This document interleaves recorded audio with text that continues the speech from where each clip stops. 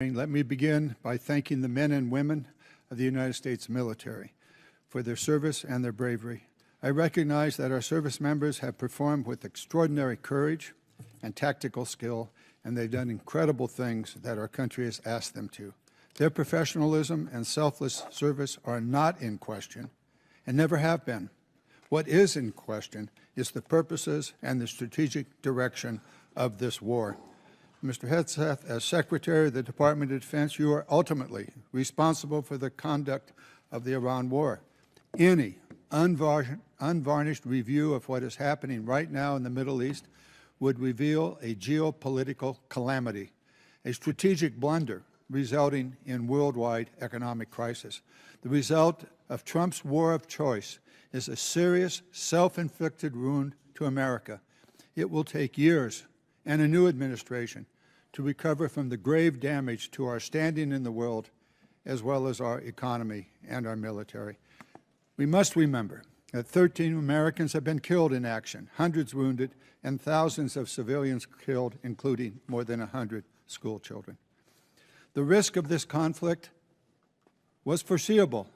I'm certain that the Department of Defense knew that it was likely that in a war with Iran, Iran would create an international economic crisis by blocking the Strait of Hormuz and thus stopping 20% of the world's oil.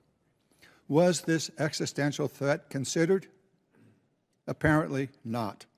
During the 60 days of Trump's Iran war, critical munitions have been expended at an alarming rate, depleting magazine levels below what is thought necessary to hold China at bay. It will take years and tens of billions of dollars to restock. A significant part of the necessary Navy and Marine force in the Pacific has been removed and sent to support the Iran war. Our support of Ukraine has suffered as supplies and defense systems are diverted to the Iran war. America has lost irreplaceable aircraft, radar systems, and strategic bases have been shown to be vulnerable. The continued lengthy deployment of ships, equipment, and personnel has sacrificed readiness. We know what we have lost, but what have we gained? Let's consider that the regime in Tehran is still intact, with new and more radical leadership, as are Iran's ballistic missile and drone forces, as is Iran's ability to rebuild their military industries.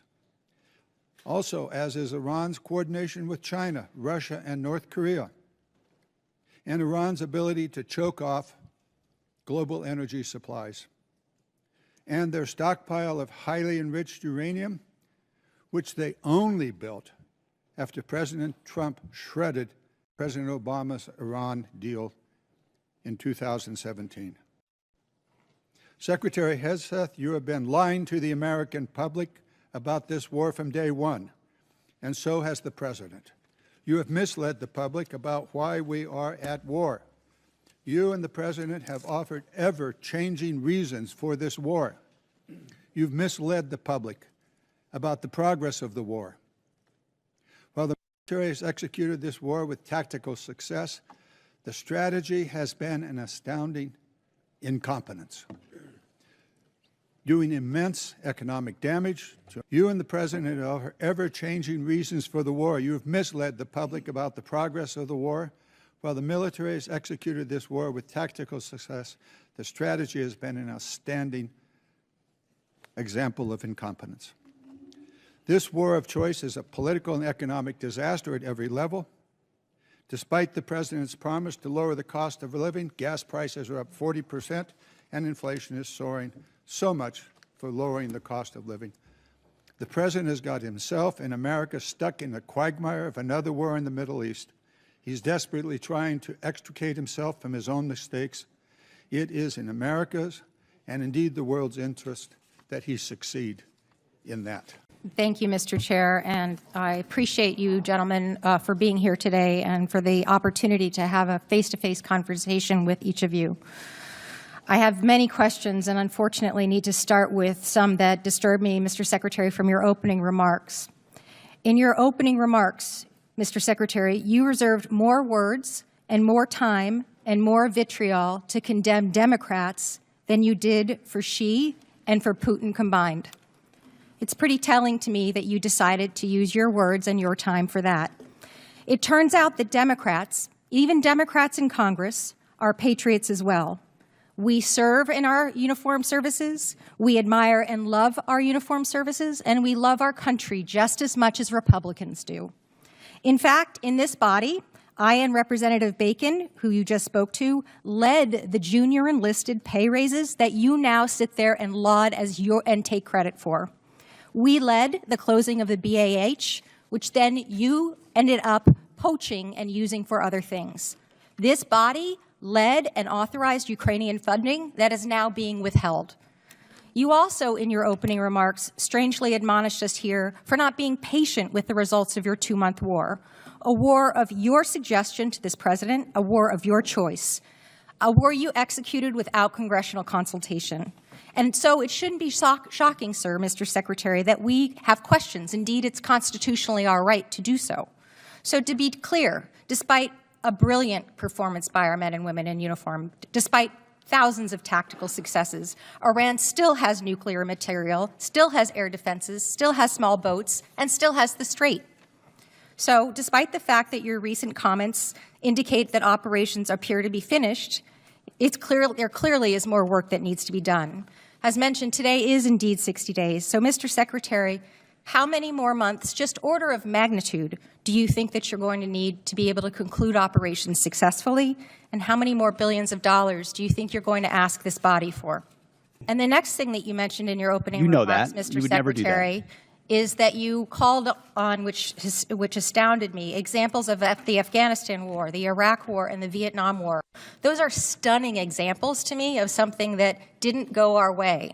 We had the opportunity to execute on those wars quite well, but we didn't accomplish any mission, in my opinion, and I think you would agree on that as well. My point is this effort is not those efforts. That's exactly it. Is this war shaping up to be that war? Because it has every We're shaping up to get the same kind of Democrats we got in those wars who were naysayers from the beginning, undermining the progress of troops. Can we just have a conversation about the country and the nation and not about parties? The Democrat Party wanted to socially engineer the Department of War. We've had to undo that and get it to a point where it's capable of protecting power, and that's exactly what we've done. So I will move on, sir, and I'm going to reclaim my time. General George, let's talk about a guy who's a patriot, somebody who every single person here in this dais and down there in that audience and out there in this world has huge admiration for. Why did he get fired? Well, as with any moves we make with general officers, first of all, I thank them for their service. And ultimately, my impression is you thanked him by a text or a phone call. You didn't even do it to his face. Out of respect for these officers, we never talk about the nature of their removal, but every one of them, including myself, knows that they serve at the pleasure of the president. Ultimately, out of respect to these officers, we don't reveal it. However, I will note, it's very difficult to change the culture of a department that has been destroyed by the wrong perspectives. So you think General George destroyed a culture? There are many, we've gotten rid of many general officers in this administration because we need new leadership. Sir. You have no way of explaining why you fired one of the most decorated and remarkable men who's ever served needed new leadership. And so your answer is a very immature way of responding to my request. My next question has to do with my remaining time about the fact that there apparently are orders that you've recently given to the Navy to detail officers to command billets in special operations where the people who you're detailing, have already received bad performance reviews. They've received negative fitness reports. Is there a truth to that statement, sir? I'm not aware of what you're referring to. Have you ever ordered the Navy to add officers who never screened for Special Operations Major Command to the promotion list for flag officer? I'm not aware of what you're referring to. All right, I'll take that for no. Thank you, I yield. Head wounds, heavy bleeding, and then just shrapnel all over. So folks are bleeding from their abdomen, bleeding from arms, bleeding from legs. Secretary Hegseth, do you know who said that? I'm not sure I do. It was one of our soldiers describing the devastating Iranian drone strike at Port Shuaibah, March 1st in Kuwait. As you know, 6 of our soldiers killed, over 30 wounded. Secretary, do you know the range of the Shahed 136 one-way attack drone, approximately? It depends on the variant, but it's got serious distance. Several hundred miles. Do you know how far Port Shuaibah is from Iran? There's a reason why we took extreme measures of force protection, because we understood the proximity challenges. Mr. Chair, I'm going to reclaim my time. It's well under 100 miles. Before the war started, there was clear intelligence that Shuaibah was high on Iran's target list. Internal analysis had said the site was indefensible from aerial attack and should not be used. Yet you sent our soldiers from the 103rd Sustainment Command there anyway. Is that true or false? True or false? Straightforward question. Are you going to give me a chance to answer or just play gotcha? Did you send them there or not? We took proactive measures from the beginning to ensure force protection and defensive posture were maximized across the theater. Let's talk about what defenses they had. Prior to the attack, officers on the ground knew our troops were vulnerable. In fact, they requested additional force protection. Did they receive it?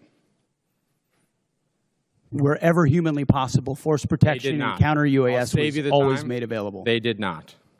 In fact, when asked to describe the base's defense, one survivor who's come forward from the unit said, quote, I would put it in the none category. From a drone defense capability, none. So let's be clear, no counter-drone capabilities, no counter-rocket systems, no counter-mortar or counter-artillery, not even the basic overhead protection that you and I had 20 years ago in Iraq, and now 6 of our soldiers are dead.